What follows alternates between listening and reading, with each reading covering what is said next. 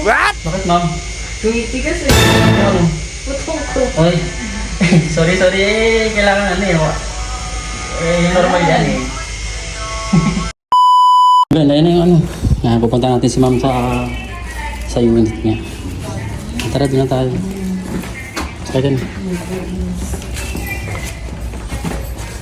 Kailangan pa bibili. Sa condo ni ma'am. Home service tayo sa condo ni ma'am. Ma'am, dito ba? Yung minoksan yung ilaw. So, ayun. Ma'am, ano nga yung tattoo mo? Dito ilagay. Dito? Yes. Buong ganyan, di ba? Oo. Kaya ba? Kaya. May mga tattoo ka na ba? Pati niya ako may mga tattoo ka na. Ayun, may mga tattoo na siya. Pangalan ko yan. Tangina yan, yung tripod ko nandun nga sa motor. Wait, kasi saan ba nakapark yun? Doon nga sa loob. Ba't kasi doon nga nagpark? Ano na muna natin, stencil na muna natin yung tattoo niya. Eh, wala tayong tripod eh. Ito yung tinawag pag ginanyan ko. Kaya talaga yan, talagang ikot-ikot yan.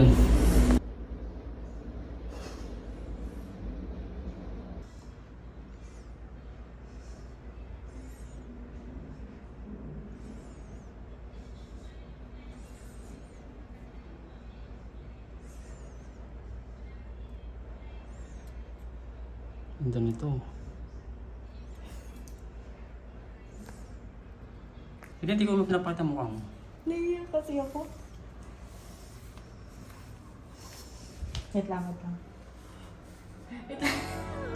Iba't iba pa ng kulay ng burdang bumahid sa karamihan. Merong panghabang buhay at iba'y panandalian. Disenyong ilalapat na hindi pinagsisihan. Kahit sa paningin ng iba ito'y pinandirian. Utak at puso ang nagkasundo, pinanghawakan. Ang mga komento'y di inisip magkustinawanan. Kanya-kanyang buhay at desisyon ng ginagalawan. Pagkatinggit mo'y di mo lang kaya na masabayan. Hindi ako guro pero nagbibigay marka. Binubuhay ang pamilya gamit sining kong gawa. Kahit duming itinuring ng mapanghusgang mata. Malinis ko na kinikita laman ng aking bulsa. O pusta, marami na namang mapanghusga. Na akala mo hurado, malala pa sa husgado. Kung bastos ako na tao, ba't ang dami kong babaeng kakulabo? Komportable sa serbisyong pangladyate ang estilo. Tusok ng mga karayom, mas masakit pa ang husgahan ng mga tao.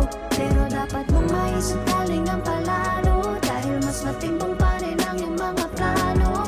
Bibigla kada tusok ng karayom, mas masakit pa ang husgahan ng mga tao. Pero dapat mong maisip galing ang palalo. Dahil mas matimbang pa rin ang iyong mga plano.